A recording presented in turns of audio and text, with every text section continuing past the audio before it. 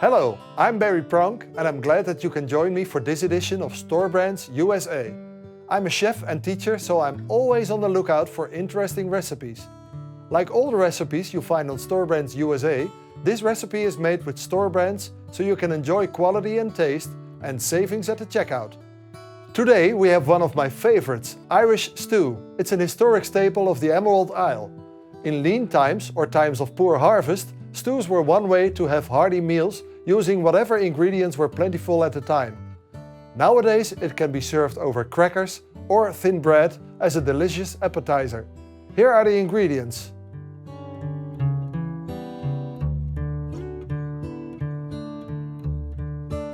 Here we go.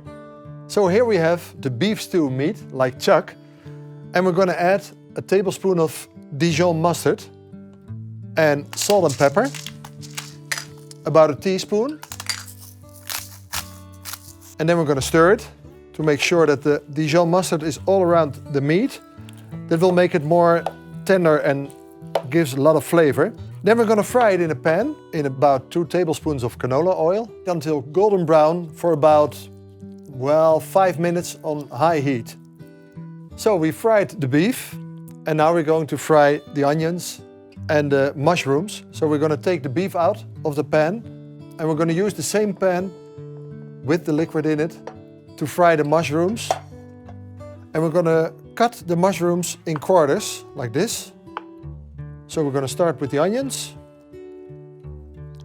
So now I fried the onions and I'm going to add the mushrooms and fry them together.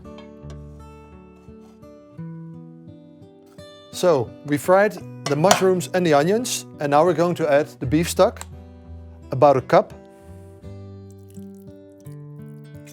And then also 1 bay leaf, 3 tablespoons of wine vinegar, red wine vinegar, like that, and about 8 ginger snaps, and we crush them like this.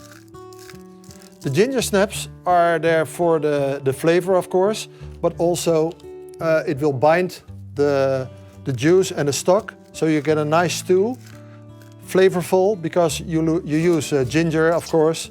We're going to add the beef again to mix it all up. Season it with salt and pepper if necessary. But the best thing to do is to do that at the end of the process, because now it goes into the oven and you can add salt and pepper at the end because then you know how it's going to taste. If you do it too soon and all the juices reduce, then it might end up too salt and we don't want that. So now everything goes back into the yellow dish.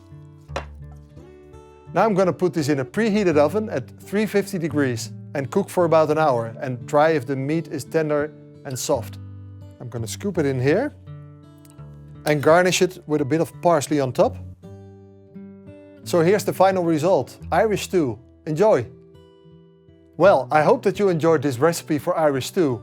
We use store brands to make them, it was easy and your guests will love it. Proost!